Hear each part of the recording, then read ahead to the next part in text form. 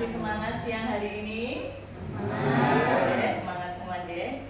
Bersyukur sekali siang hari ini kita boleh berkumpul di tempat ini untuk bersama-sama mendapatkan pemaparan materi tentang menyebarkan pemahaman dan penerapan pengalaman budaya positif dari rekan kita, Bapak Sufyan, CGP Angkatan 8, Kota Surakarta, Jawa Tengah. Sebelum kita mengawali pemaparan materi tersebut, saya akan bacakan terlebih dahulu susunan acara pada siang hari ini.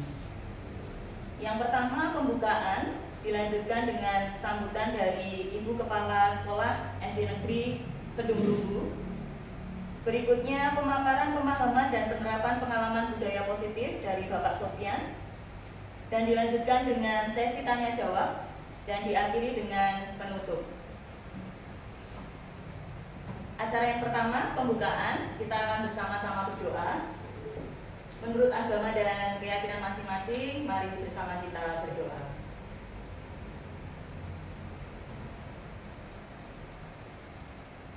Selesai. Acara yang kedua, sambutan dari Kepala SD Negeri Kedung Lugu. Kami persilakan Ibu Lana Widi Susilowati, SPD, untuk memberikan sambutan pembukaan.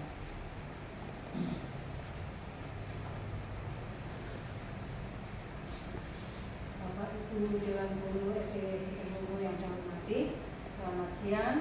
Salam sejahtera untuk kita semuanya. Pada siang hari ini kita bersyukur kepada Tuhan Yang Maha Kuasa karena memberikan anugerahnya kepada kita bisa bertemu di tempat ini bersama-sama. Kita akan mendapatkan dan mendengarkan paparan dari teman kita Bapak Sufyan yang sudah mengikuti CGP Angkatan 8.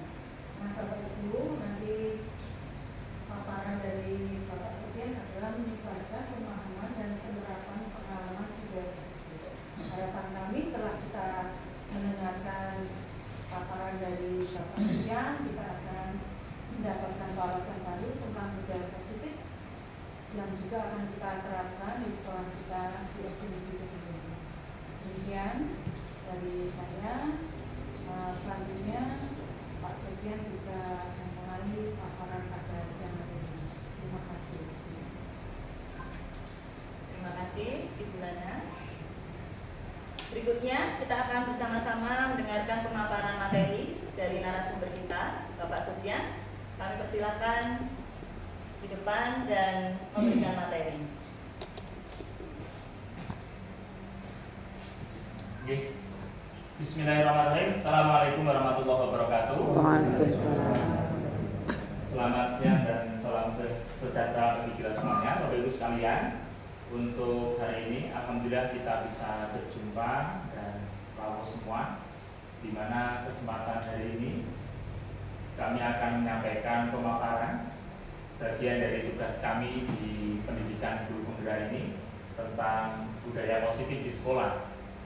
Namun sebelumnya adalah kita panjatkan puji dan syukur kepada Allah Subhanahu wa taala atas segala limpahan nikmat, taufik dan hidayahnya, sehingga pada kesempatan siang yang panas ini, cerah ini, kita dapat masih diberikan kesehatan untuk bisa menimba ilmu di ruang guru hari ini.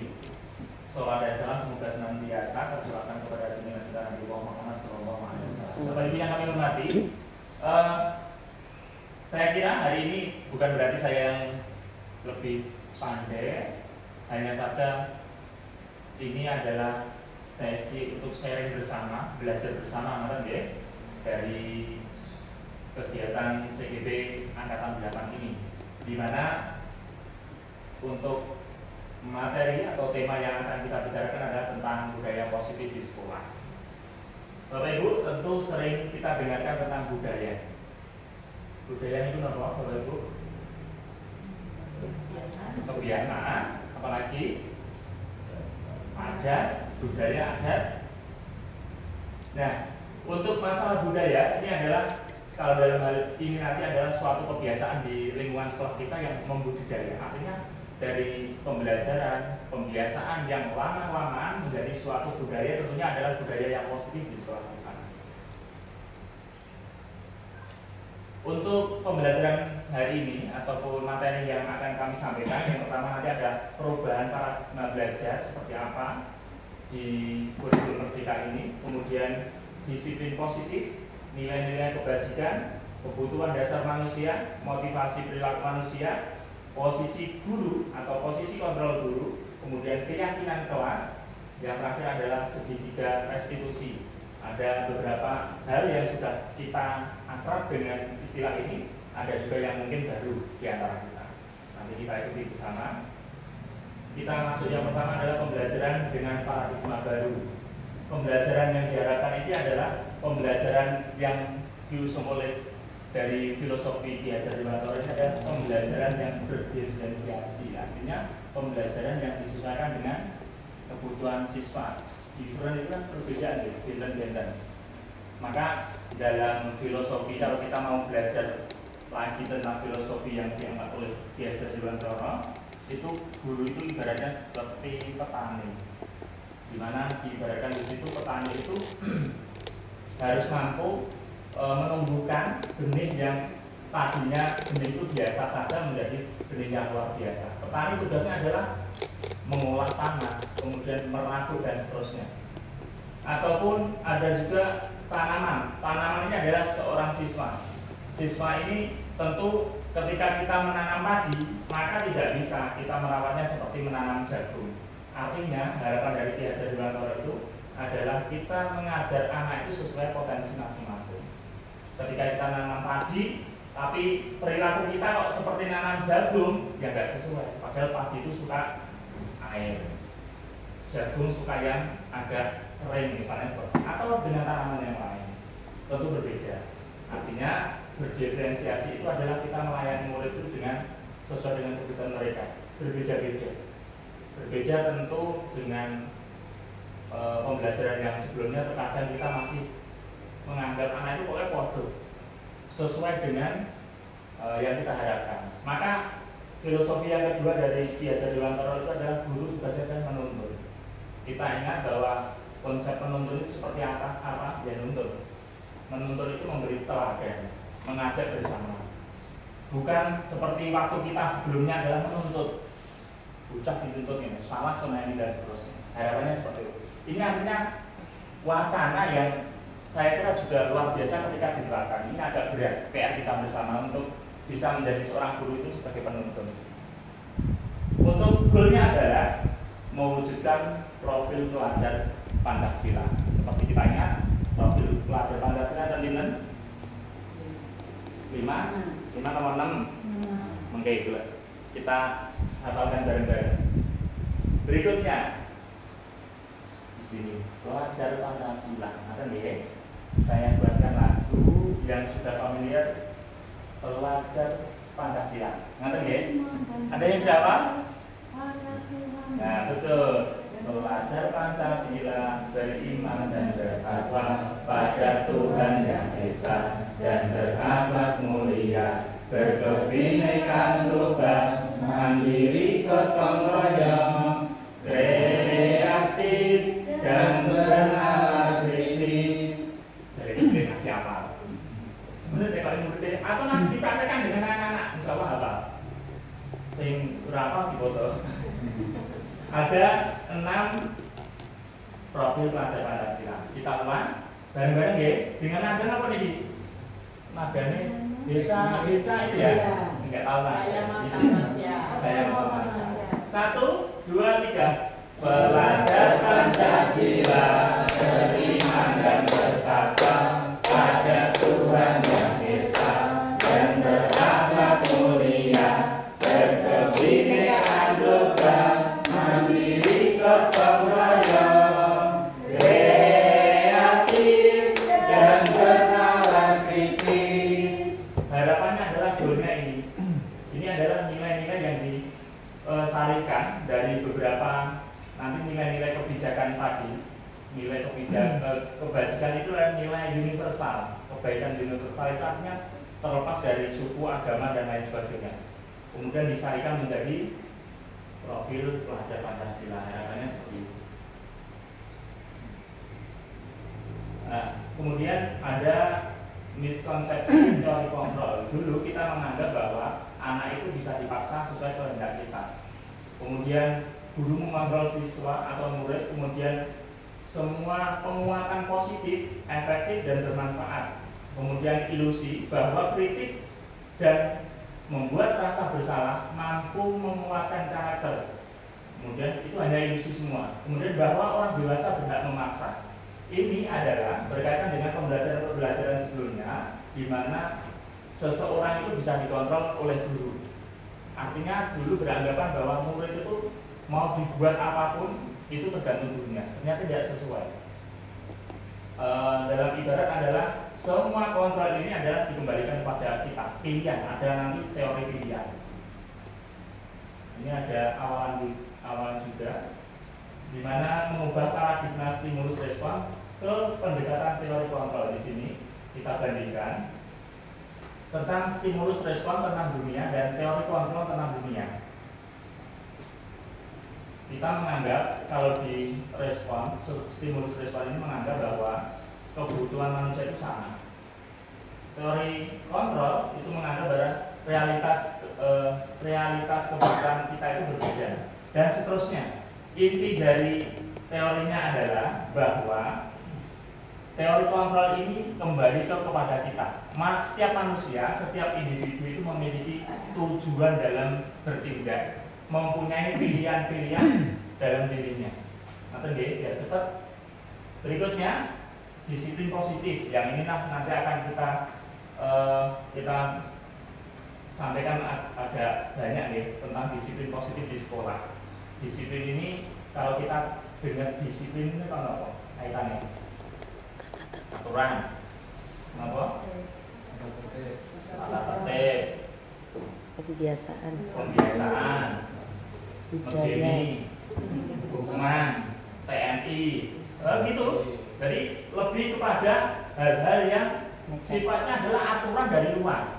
Yang akan kita giring adalah nanti disiplin ini tumbuh dari seorang anak, dari internal, dari intrinsiknya, dari dia bagaimana untuk bisa menjadi seorang peserta didik yang disiplin. Bukan karena dia mengharapkan ribet atau dia takut dengan ancaman, tetapi betul-betul dia disiplin itu adalah untuk dalam rangka ini, dia mengacu pada nilai-nilai kebajikan ataupun memiliki motivasi intrinsik dalam perubahan perilaku ke arah yang lebih baik.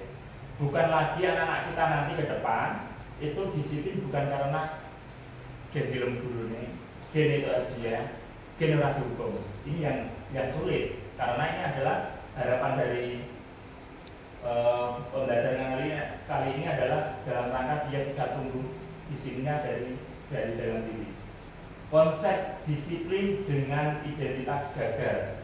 Ini mohon maaf, mungkin ada yang berseberangan pemikiran. Ini yang kami sampaikan dalam pelatihan kami. Hukuman biasanya goalnya sama sih. Kita pengen menjadikan anak itu disiplin, tapi ritmenya kadang berbeda. Satu, memberikan hukuman. Apa efeknya? Menyakitkan, tidak nyaman, bocah jadi angel kadang begitu. Meskipun dia patuh, tapi hanya sesaat, jangka pendek. Kemudian murid takut, bersifat memaksa. Anak kemudian juga ada efeknya, menyembunyikan kesalahannya, ngerti kok gitu. Kemudian yang berikutnya kan murid menjadi rendah diri ataupun minder dan seterusnya. Sedangkan penghargaan, ternyata penghargaan ini juga dinilai yang zaman sekarang, teori yang terakhir adalah penghargaan ini pun termasuk dalam membentuk identitas gagal. Kenapa? Dia tidak efektif, merusak hubungan. Maksudnya itu merusak hubungan ini, si A dapat hadiah, si B kalau kancane ono langsung ngrasani. Dan ini kok aku ya? Atau dia jadi sakit hati. Dan efek berikutnya adalah pemakaian kreatif. Wah, rasa ngopo dadak tenanan loro kae lho. Sing ditutup mesti Erwan meneh kok untuk juara. Begitu. Akhirnya apa? Pemakaian kreatif. Anak yang mau berkembang enggak jadi. Paling aku lebih sini elek. Enggak jadi. Kemudian menghukum dengan sistem ranking. Kenapa sekarang termasuk dimulai dari Kopilas kemarin sampai sekarang dilarang memberikan ranking, diantaranya itu. Jadi menghukum dengan ranking. Artinya apa? Ya terhukum dengan sendirinya bagi mereka yang yang tidak mendapatkan kesempatan mendapatkan pengen lagi. Kemudian merampas hak untuk menghargai dirinya. Dia semakin menyalahkan dirinya gara-gara tidak bisa memenuhi kebutuhan dari orang tuanya yang menuntut misalnya. Dua-duanya hukuman dan penghargaan gimana? Dinilai gagal. Ini hanya sementara. Kalau nggak ada penghargaan lagi, dia nggak semangat. Keserahnya dia. Hanya sementara begitu. Maka ini dikatakan termasuk gagal. Yang berikutnya adalah sukses seperti apa? Konsekuensi. Konsekuensi itu seperti apa? Penguatannya masih jangka pendek memang. Kemudian perlu monitoring, dikontrol lebih lanjut lagi untuk menuju sukses tadi. Kemudian murid menghormati guru. Kemudian bukan menghormati guru, menghormati aturan yang dibuat guru atau di sekolah. Kehilangan momen untuk merenungi kesalahan karena di konsekuensi ini sudah dibuat. Nanti kalau kamu melanggar disiplin, ini akibatnya. Ini agak penting. Cuma untuk yang paling goalnya, yang paling bagus, yang paling sempurna adalah di restitusi. Restitusi ini adalah murid bertanggung jawab atas perilakunya. Kemudian fokus pemecahan masalah jangka panjang, murid menghormati dirinya dan orang lain. Kemudian dirinya pemegang kontrol atas kesalahannya. Kemudian murid bersemangat memperbaiki dirinya. Apa itu restitusi? Nanti kita sambung, biar tahu dulu. Maka pilihan kita mana? Ya, yang ini, bukan hukuman, bukan reward atau penghargaan, bukan konsekuensi. Meskipun konsekuensi ini masih dipakai. Bedanya apa kalau konsekuensi dengan hukuman? Sering dengar ya? Ya. Kenapa bedanya? Nanti aja darinya. Oke, nilai-nilai kebajikan. Ini ada beberapa dari profil Pancasila, kemudian ada yayasan seperti ini, kemudian tetangga hidup. Ini ada disarikan dari banyak. Nilai kebajikan itu luar biasa. Nilai yang disepakati bersama, lepas dari suku, agama, bahasa maupun latar belakang dan lain sebagainya. Pokoknya hal-hal yang dibuat nilai kebaikan yang sifatnya universal, tidak hanya satu agama, suku ataupun yang lain. Di sekolah kita mau ambil yang mana? Nanti bisa diterapkan. Nah, kemudian kebutuhan dasar manusia. Kebutuhan dasar manusia adalah segala sesuatu yang kita lakukan untuk mendapatkan apa yang kita inginkan. Kemudian tentu apa yang kita lakukan itu semuanya punya tujuan masing-masing. Terkadang anak-anak itu melakukan kesalahan, melakukan pelanggaran dan kita anggap itu salah. Terkadang kita terlalu cepat untuk menghakimi anak itu salah. Tetapi kita jarang mengatakan jangan-jangan ada hal-hal yang dia lakukan. Kenapa? Karena ada kebutuhan dasar yang perlu dipenuhi. Kebutuhannya dasar itu apa? Ini kita lanjutkan. Ada 5 kebutuhan dasar manusia: bertahan hidup, penguasaan, kebebasan, kesenangan, kasih sayang dan rasa diterima. Ini dari teorinya salah satu yang disampaikan di pendidikan kami. Memang banyak teori tentang teori kebutuhan dasar manusia, tapi kita ambil yang 5 ini. Anak-anak bisa melanggar sesuatu aturan atau kedisiplinan di sekolah, jangan-jangan di sini dia hanya gara-gara ada kebutuhan bertahan hidupnya tidak terpenuhi. Akhirnya apa? Kebutuhan makanan itu apa toh? Makanan, tempat tinggal, keamanan, kesehatan. Ada hal-hal ini terkadang dia harus melakukan kesalahan, ataupun di luar sana ada sesuatu dia membuat pelanggaran kriminal, ternyata ada kebutuhan dasarnya tidak terpenuhi. Misalnya merampok dan seterusnya, dia punya alasan. Beda nanti kepepet, berbeda dengan dari pekerjaan. Tetapi di sini adalah ada kebutuhan dasar dia yang belum terpenuhi. Ada anak-anak di kelas bermasalah, rebutan makna ataupun mengambil makanan teman, mengambil duit, ternyata dia setelah ditelusuri ada hal-hal dia melakukan sesuatu itu karena ada alasan tertentu. Kemudian ada kebutuhan dasar manusia yang kedua adalah kasih sayang. Kenapa ada anak di kelas kita kadang orangnya misalnya perlu kasih sayang, kan ada nggak? Kita jumpai dia kok aneh perilaku, ternyata di rumah tidak dapat kasih sayang, perlu dipedulikan, jadi caper begitu. Kemudian ada istilah berbagi, kerjasama, bagian dari kelompok, dia merasa ingin diterima di kelompok itu. Kemudian penguasaan, ada harga diri, keinginan untuk dianggap, kemudian memimpin, berprestasi, diakui, didengar, dan seterusnya.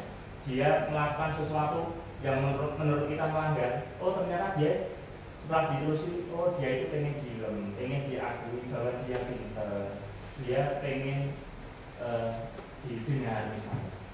Ngomong, itu ternyata dia pengen didengar. Ngomong nanti disenangi nilai, misalnya begitu.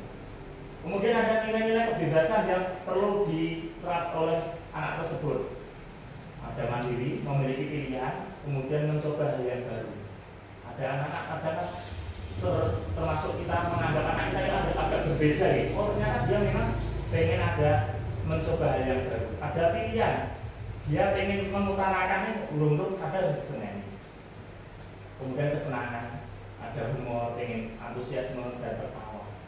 Ini anak-anak kadang memang usul itu, kalau kita nanti ditelusuri ternyata dia punya keinginan tertentu, sehingga disebutkan tadi adalah ini kita tidak bisa mengontrol, hanya dia sendiri yang bisa mengontrol untuk jangka panjangnya, bukan kita. Nah, motivasi perilaku manusia. Manusia berperilaku itu paling tidak ada ini, ada ekstern sama intrinsik dan ekstrinsik. Di sini dia misalkan melakukan disiplin di sekolah, sergap gitu ya. Ada alasan untuk menghindari ketidaknyamanan atau hukuman. Kemudian yang kedua, untuk mendapatkan imbalan atau penghargaan dari orang lain. Anak-anak kita kadang masih melakukan ini dan ini. Ini hanya sebatas ekstrinsik. Kalau ini sudah tidak ada yang pertama ini dan yang kedua ini, maka dia tidak akan melakukan lagi. Maunya disiplin, sergap, nggak jadi lagi karena apa? Ini hanya sementara dari luar. Ketika ini sudah tidak ada, dia kembali ke jiwa yang pertama tadi. Tapi kalau ini dibuat kita intrinsik atau dari jiwa mereka sendiri, maka ini yang akan menjadi goalnya kita. Anak-anak betul-betul sadar akan dirinya untuk melakukan sesuatu kebutuhan dalam menerapkan disiplin. Ya, kita lanjutkan 3 lagi hal. Ada hukuman, konsekuensi, dan restitusi. Ini tadi di awal sudah kita singgung. Apa itu hukuman? Hukuman itu lebih hanya sifatnya tiba-tiba. Kalau bocah telat, banding gurunya nesu, terus pokoknya ono-ono kok hukum. Ini adalah hal-hal yang tiba-tiba tidak terencana. Kemudian murid tidak tahu apa yang akan terjadi atau tidak dilibatkan. Orang yang protes pokoknya dihukum. Ini hukuman. Bersifat satu arah, hanya guru yang hanya berhak untuk memberikan hukuman. Bocah protes orang iso. Wes salah, yang benar. Padahal mau menyampaikan aku terus jadi loh Pak. Aku tuh ora iso, bocah wis protes. Pokoknya salah hukum. Kemudian hukuman ini biasanya psikis maupun fisik ataupun dari verbal. Kalau konsekuensi beda, konsekuensi ini biasanya sudah dirembuk, terencana, disepakati sesuai aturan. Maka ketika masuk membuat buat sekalian. Harapannya konsekuensi ini tentu yang mendidik, bukan untuk hukuman fisik maupun psikis lagi. Kemudian murid tetap dibuat tidak nyaman, meskipun ini wis dilibatkan, tapi tetap tidak nyaman. Ada bayang-bayang kok aku salah pilih ya, pergi. Akhirnya takut. Sikap guru selalu memonitori, tugas guru sebagai pemantau. Ini konsekuensi. Nah, restitusi ini yang agak berat dan kadang belum kita lakukan. Apa itu? Proses menciptakan kondisi bagi murid untuk memperbaiki kesalahan. Nanti ada, kemarin saya sempat shooting tentang restitusi, segitiga restitusi itu dalam rangka itu. Kemudian proses kolaborasi yang mengajarkan murid untuk mencari solusi. Jadi dari proses itu, sekarang kita masuk ke 5 posisi kontrol guru. Kita kira-kira masuk yang mana? Sengaja penghukum, pembuat merasa bersalah bocah. Bocah ini berarti lesu, itu bocah. Biasanya saya juga gitu. Kita itu masih di sini, kadang di sini itu masih sering. Nah, buat merah, tanda merah, stop masuknya. Sini semakin ada, terakhir ini maksudnya di suatu penting. Membuat merasa bersalah ini kadang juga efektif, tapi ternyata menurut teori yang terakhir ini kurang efektif. Jangan misalnya orang tua ngomong kayak becah bersalah terus nangis Misalnya seperti itu. Ini membuat merasa bersalah sebagai teman nanti. Kemudian pemantau, guru itu cukup memantau atau manajer. Goalnya nanti ini boleh. Yang paling terakhir. Ini ya. Kami kasihkan contoh penerapan 5 posisi kontrol dari guru tadi. Kasusnya adalah siswa tidak memakai atribut lengkap saat upacara bendera. Nanti kita masuk yang mana kira-kira? Kalau kita melihat siswa kita tidak memakai atribut pertama, guru itu sebagai penghukum senangnya nggak? Langsung mau tolak kok, marah ya. Baru upacara ngadeg hormat penghukum. Ono sing lebih kejem ya monggo. Ini biasanya guru-guru BK ya. Untungnya sih nggak ada BK. Dulu saya punya pengalaman semacam ini. Ini BK jadi galak. Saat ini BK harapannya tidak galak, tapi menuntut. Kemudian yang kedua, membuat rasa bersalah. Berapa kali bapak atau ibu harus memberitahu kamu selalu saja mengecewakan bapak ibu. Bersalah.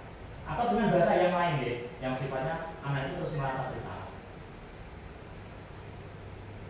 Kemudian teman, ayo dong ikuti aturan sekolah. Tolong bapak atau ibu ya, sekali ini saja dan seterusnya. Jangan diulangi lagi dan seterusnya. Ya lebih dekat. Ngandani bocah kuwi sejajar. Sejajar itu dalam artian tidak memposisikan sebagai guru, ngandani yang ya sejajar enak gitu, dalam suasananya. Kemudian sebagai pemantau ini biasanya paham guru ini. Kamu sudah melanggar peraturan sekolah, kemudian kamu tahu kan konsekuensinya dan seterusnya ini. Memantau kesalahan anak, kemudian diarahkan sesuai dengan konsekuensi. Ini pemantau. Tapi kalau tidak ada ketentuan apa yang dia langgar, kemudian konsekuensinya ini berarti penghukum.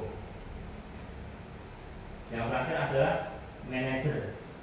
Manajer ini mengajak untuk mencari solusi dalam rangka memperbaiki kesalahan agar tidak akan terulang lagi. Manajer. Tentu kita seperti Bapak Ibu kepala sekolah biasanya sebagai manajer, panggil terus ngajak mencari solusi bersama. Itu manajer posisi. Bukan langsung menghakimi A, B, D dan seterusnya. Nah, posisi kontrol apakah aku? Nah, kira-kira dari contoh tadi saat ini dengan posisi nomor ini tak tunjuk genangan tuh. Saya kecewa sekali dengan kamu. Oke, kira-kira posisi kontrol yang mana ini? Saya kecewa sekali dengan kamu.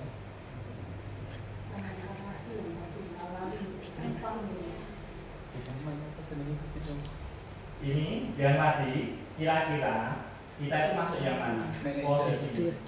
Yang manajer, coba kita cek. Saya kecewa.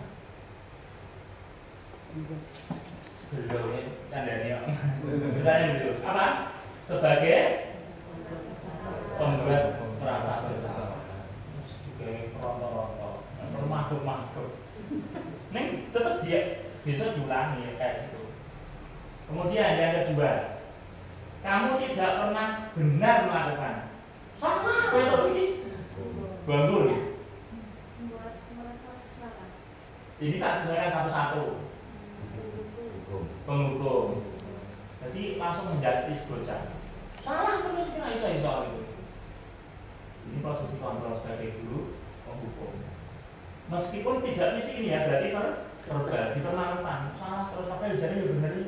Jirong puluh itu lumayan. Salah terus jadi. Kemudian posisi kontrol yang berikutnya, apa rencanamu untuk memperbaiki masalahmu? Budari atau budari?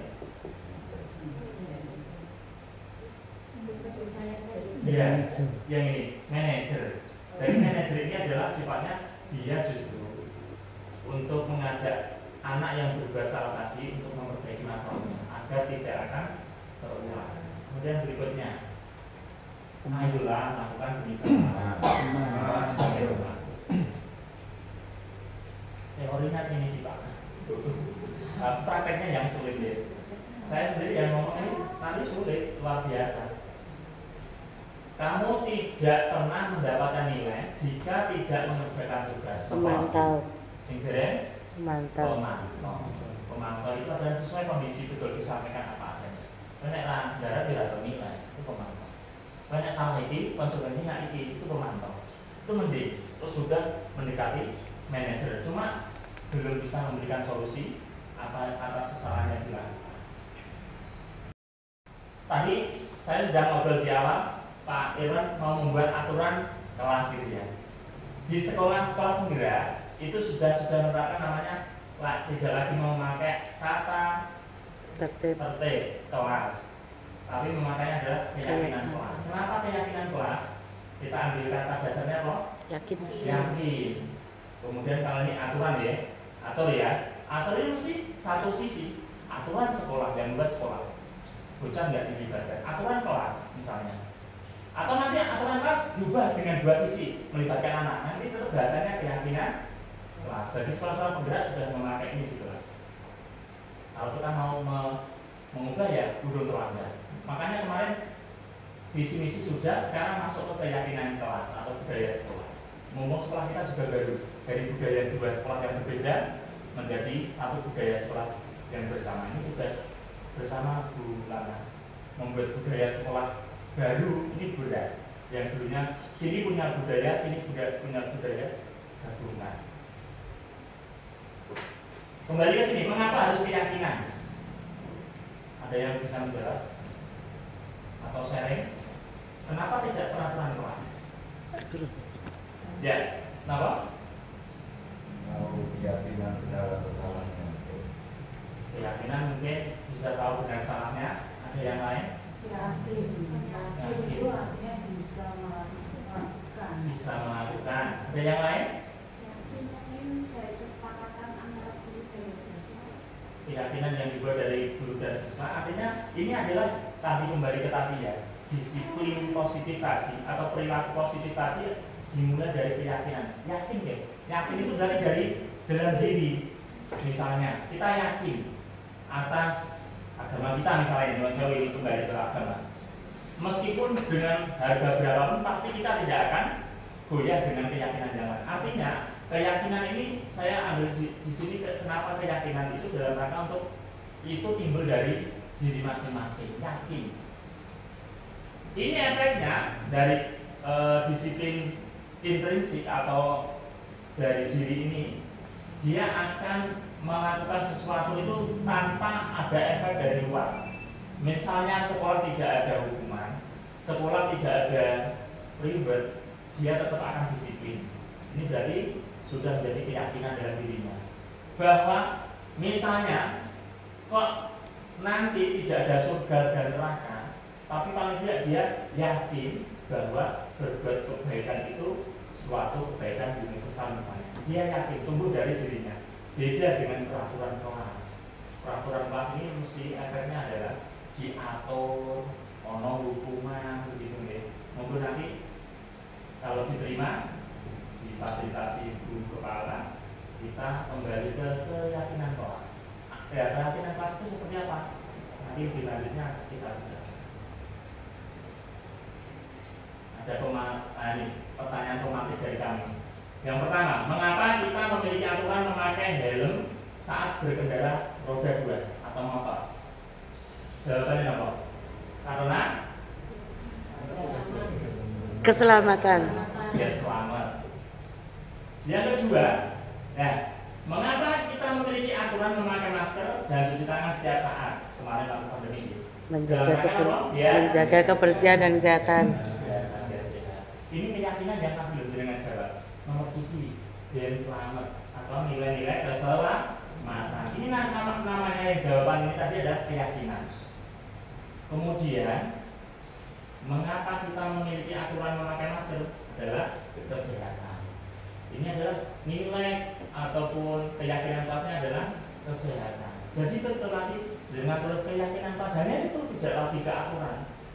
Karena itu adalah intisari dari aturan. Nanti runtutannya seperti itu. Pertama, berdiskusi tentang peraturan. Kalau membuat keyakinan kelas D, nanti anak-anak pasti mengelis. Satu, tidak boleh terlambat, tidak boleh ngomong guru tidak sopan misalnya, atau tidak boleh apalagi dan seterusnya. Anak itu bahasanya nanti tidak boleh, karena aturan itu lebih ke begitu bahasanya. Larangan.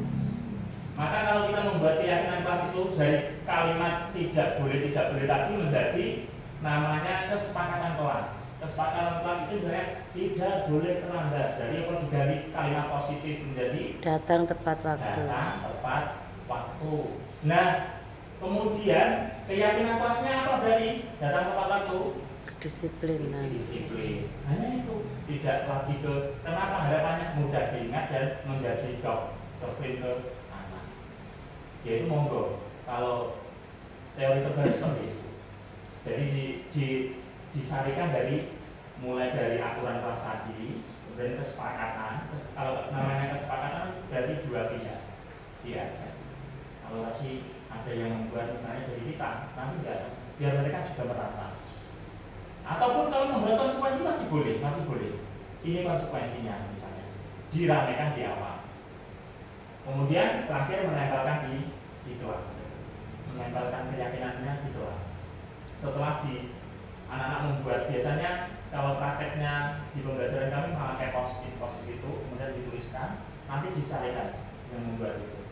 Oh, si A menuliskan tentang tidak boleh terlambat, si B juga ada tentang itu, maka disarikan menjadi satu. Itu tadi. Kemudian pembentukan keyakinan kelasnya seperti ini, bersifat abstrak, pernyataan universal, kemudian pernyataannya positif. Tadi tentang kesepakatan kelas ya, menjadi keyakinan kelas. Kemudian sedikit saja agar mudah diingat, rasa sampai. Maksudnya setelah disarikan nanti nilai seperti tadi, pelajar Pancasila itu adalah nilai-nilai kebaikan yang disarikan dari beberapa unsur-unsur kebaikan. Kok jujur nggak ada ya di pelajar Pancasila misalnya? Oh, ternyata sudah masuk ke nilai yang lain. Kemudian disesuaikan dengan kondisi kelas atau sekolah, tentu berbeda. Kelas 1 dengan kelas yang lain, ataupun sekolah 1 dengan sekolah lain, punya keyakinan tersendiri atas apa yang menjadi kesepakatan di sekolah masing-masing. Kemudian semua warga kelas atau kalau sekolah ya warga sekolah perlu dilibatkan, tidak hanya satu sisi, kepala sekolah atau guru saja. Berikutnya, nah ini pengalaman restitusi untuk memecahkan masalah ini. Suatu proses dialog yang dijalankan oleh guru agar dapat menghasilkan murid yang mandiri dan bertanggung jawab. Ada menstabilkan identitas, kemudian validasi tindakan yang salah, dan menanyakan keyakinan. Apa itu? Kita simak. Kita contoh, menstabilkan identitas. Kalau ada anak kita yang salah, maka berdasarkan prinsip membuat kesalahan adalah bagian dari proses pembelajaran. Anak berbuat salah, kita harus berprinsip anak yang berbuat salah itu adalah bagian dari proses pembelajaran. Kalau treatmentnya benar, tapi kalau treatmentnya salah, kita menangani anak yang salah tadi menjadi salah kata. Apa kata-kata yang bisa dibuat ataupun ditanyakan? Berbuat salah itu wajar. Ini bukan berarti gonggong. Dalam arti memang ada biar mendekat dulu. Dia mau jujur. Karena ketika langsung di des itu biarnya anak semakin bohong, semakin ada yang ditutupi. Seperti kasusnya kemarin Tegal itu luar biasa. Ada kasus-kasus ini karena kita langsung waktu itu dengan berita itu langsung des. Dia ternyata menutupi yang di belakangnya banyak itu. Ternyata anak begitu karena kita langsung mengultimatum anak salah. Itu rokok pengen waktu itu kasus rokok ya. Pisan, itu sekali kok tenang. Kemudian fokus belum ada kedekatan, anak belum merasa nyaman, sudah langsung dengan bahasa seperti itu. Tapi ketika kita belajar ini ada benarnya juga, ternyata harus diajak yang nyaman dulu baru mereka mau bercerita. Biasanya ini adalah sudah dilakukan Bu Dian. Berbuat salah itu wajar. Tidak ada manusia yang sempurna, digonggong saja. Rampok, Pak Guru loh, dia tahu salah. Nah orang Pak Guru dia tidak ada yang merokok, dengan bahasa-bahasa yang lain. Bapak atau Ibu pernah melakukan sesuatu yang salah juga. Kemudian Bapak di sini atau Ibu di sini tidak mencari yang salah, tapi ingin mencari solusi dari permasalahan ini. kemudian kamu berhak merasa begitu, artinya dia ada sesuatu yang dipertahankan. Boleh, tapi nanti carikan solusi agar tidak dilakukan. Itu namanya menstabilkan identitas. Yang berikutnya adalah validasi tindakan yang salah.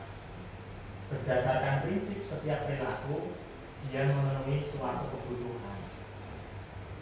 Kamu pasti punya alasan ya mengapa melakukan hal itu. Padahal kamu bisa melakukan yang lebih buruk dari itu, tapi untuk kamu nggak berlebihan di sana. Sudah mulai masuk borong dikit-dikit gitu. Kemudian kamu patut bangga karena telah melindungi sesuatu yang penting buat kamu. Kamu marah-marah, ternyata kamu punya alasan yang membuat kamu marah itu apa? Kamu melakukan karena mempertahankan sesuatu yang penting bagimu. Berikutnya yang terakhir adalah menanyakan keyakinan. Biasanya dengan menanyakan keyakinan di kelas kita. Ini sesuai dengan prinsip teori kontrol bahwa pada dasarnya kita termotivasi secara intrinsik. Apa keyakinan kelas kita? Kemudian bisa ditanyakan, kira-kira misalnya, nak, kamu kok berbuat begini? Kira-kira kamu melanggar nggak keyakinan kelas yang sudah dibuat di kelas kita? Ada apa-apa disiplin? Kenapa? Ternyata dia tidak datang tepat waktu misalnya, biasa. Kemudian nilai apa yang telah disepakati bersama di kelas kita, kok kamu masih melanggar, dan seterusnya. Seperti apa gambaran sebuah kelas yang ideal menurut kamu? Kok ini menurut kamu biar aku dunia ini? Ya, juga sama.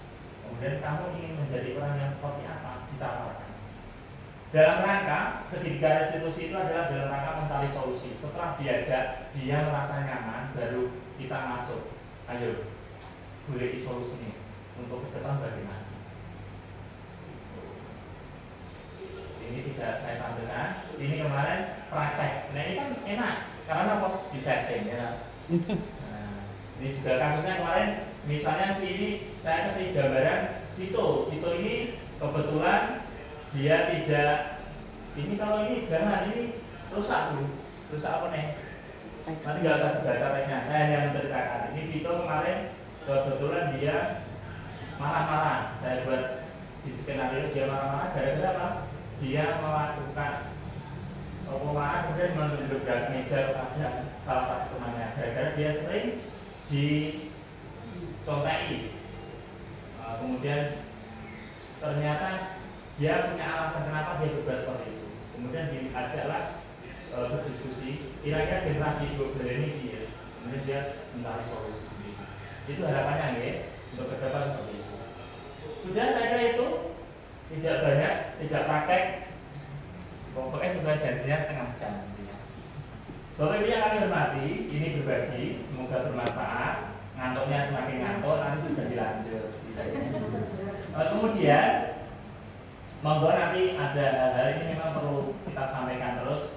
Harapannya nanti dari bulanan memberikan izin kepada teman-teman dari guru itu betul-betul bisa memberikan perubahan ataupun ada hal yang baru biar segera disampaikan kepada kita. Karena sekali lagi kita bukan sekolah penggerak sehingga agak ketinggalan itu wajar begitu.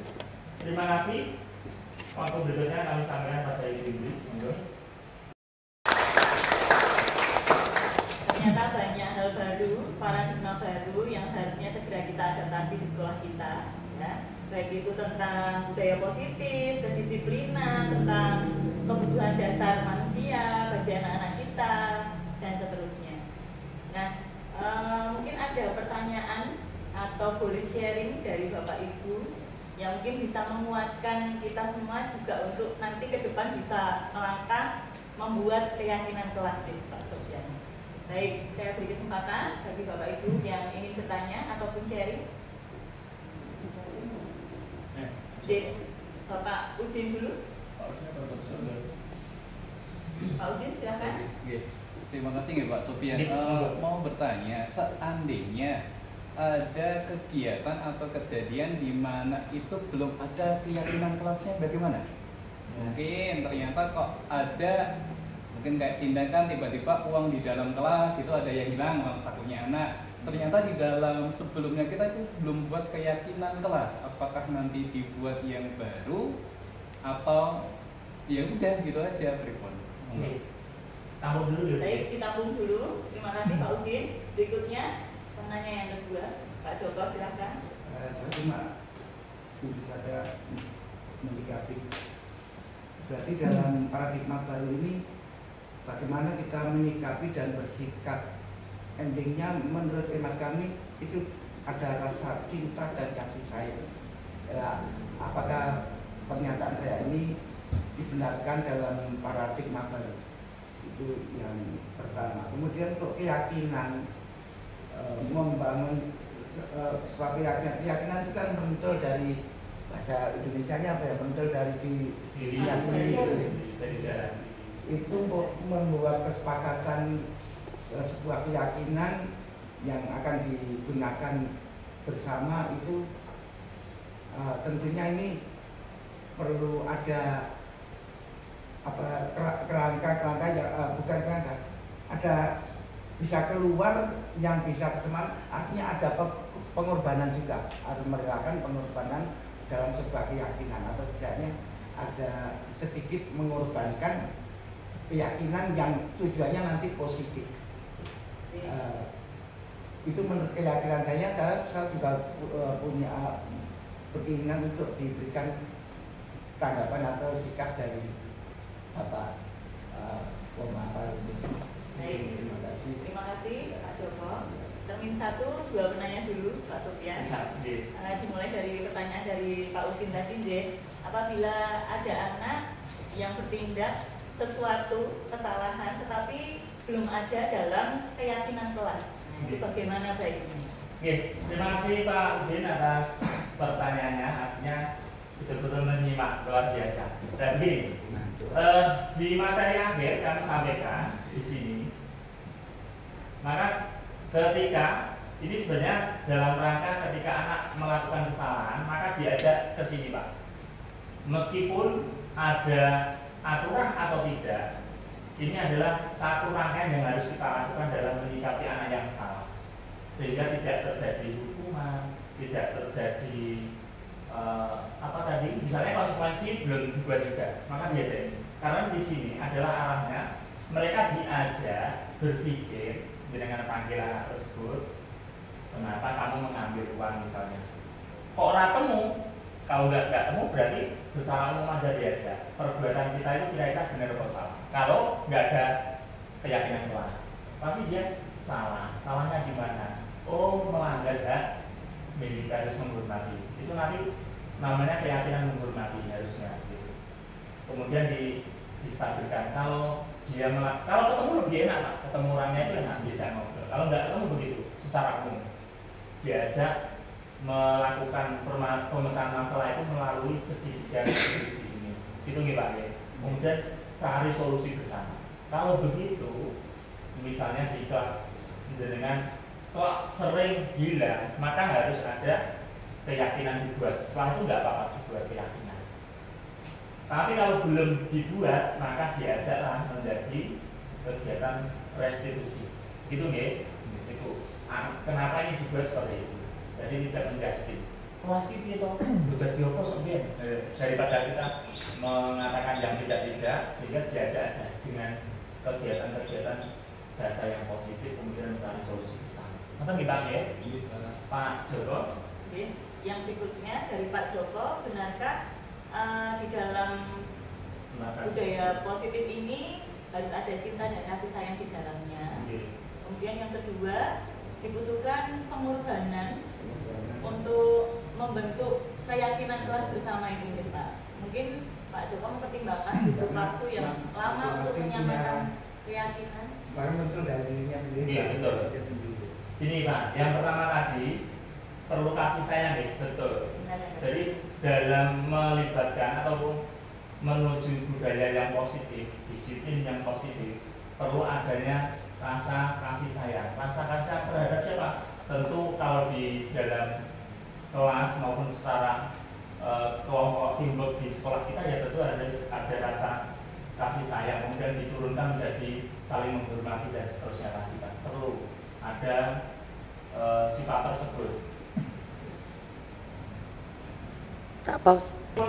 Melakukan disiplin itu adalah mulai dari motivasi diri sendiri, itu bahasanya bukan pengorbanan Pak, perlu tekad bersama dalam rangka untuk meraih apa nih yang menjadi cita-cita ataupun yang menjadi budaya keyakinan di kelas kita. Artinya bukan waktu kita mengorbankan keyakinan beda pendapat dan karena itu suatu keyakinan yang dibuat bersama, itulah yang harus kita raih Pak. Artinya bukan pengorbanan, tetapi saya lebih enak menggunakan bahasa tekad yang bersama, tekad bersama. Artinya semisi. Maka tugas kita adalah di awal sebelum masuk ini kan kemarin sudah ada visi misi. Artinya ada tekad bersama dalam rangka mengobrolkan visi kita, disamakan dulu. Meskipun nanti ada motivasi sendiri-sendiri, setiap anak punya usulan masing-masing, tetapi kemudian punya tekad bersama untuk meraih ataupun mewujudkan budaya positif di sekolah. Saya kira itu Pak Joko. Terima kasih atas pertanyaannya. Yang lain monggo, kalau tidak segera ditutup. Oke, Pak Gunung. Oh, keyakinan kelas itu dibentuk bersama siswa ini Pak? Iya, betul. Berarti itu berlakunya hanya temporer saja ya Pak? Betul. Jadi karena mau nanti berganti kelas, itu penghuninya kelas itu berbeda lagi. Nah itu apakah buat lagi? Terima kasih Pak Gur. Artinya ini adalah satu, ini kalau keyakinan kelas tentu akan lebih sifatnya sementara. Sementara di sini adalah dalam rangka untuk mewadahi satu kelas tersebut Pak. Tentu ada untuk naik ke atasnya ada namanya keyakinan sekolah yang dibuat oleh sekolah. Menurut saya itu begitu. Kalau sekolah ini sekolah berarti tentu nanti juga dapatnya juga tahunan. Artinya ini adalah mendukung, sebenarnya ini dibuat mendukung dari visi sekolah. Tapi tiap tahun bisa berubah. Ataupun nanti insidental tadi yang dikatakan oleh Pak Budi ini bisa melalui ini. Nah, begitu. Artinya keyakinan kelas ini tentu sifatnya hanya sementara lagi kan, tahunan misalnya. Toh koyo awak dhewe gawe terus. Atau kalau yang jangka pendek dalam hitungan mapel itu ada keyakinan kelas pelajaran mapel Bu. Jadi ini harapannya sering disampaikan Pak Bu. Ketika saya ngajar juga atau Bu ini keyakinan kelas kita kemarin apa? Atau pas mereka kok mulai ada yang mau melanggar disampaikan lagi. Yo, keyakinan kelas kita pas pelajaran PJK apa kemarin. Tapi untuk kelas sering diingatkan juga lebih bagus gitu. Sifatnya memang sementara, bukan lama. Kalau yang lama itu nanti atasnya nanti visi. Visi itu diturunkan menjadi prakarsa perubahan, kemudian ya kalau misi nanti visi dan misi tadi yang maksudnya. Kemudian budaya sekolah itulah praktek di lapangannya disebut dengan budaya sekolah. Begitu Pak. Jadi harapannya nanti monggo nanti mau dibuat peraturan kelas atau keyakinan kelas. Tentu harapan kami mengajak beralih menjadi keyakinan kelas. Dimulai dari kalimat dilarang apa tadi, kemudian menjadi namanya kesepakatan kelas. Kesepakatan kelas itu menjadi kalimat positif. Datang tepat waktu. Keyakinan kelasnya namanya dari disiplin.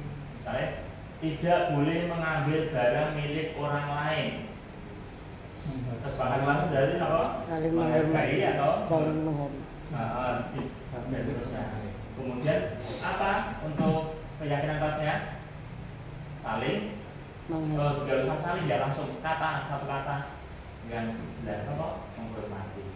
Atau dengan yang lain, kasus yang lain. Nanti lebih sedikit tetapi mengenai itu lebih bagus.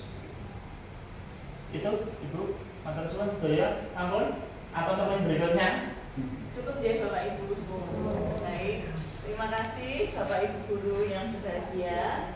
Kita akan menutup acara siang hari ini, tapi mungkin kami beri waktu untuk Ibu Lana memberikan tanggapan atas pemaparan yang disampaikan oleh Pak Sofyan untuk rencana ke depan.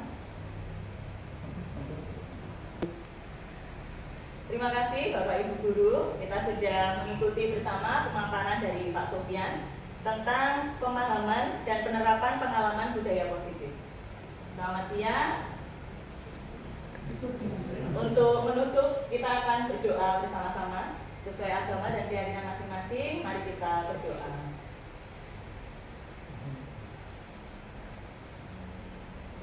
Selesai. Iya, matur suwun Bu Daya.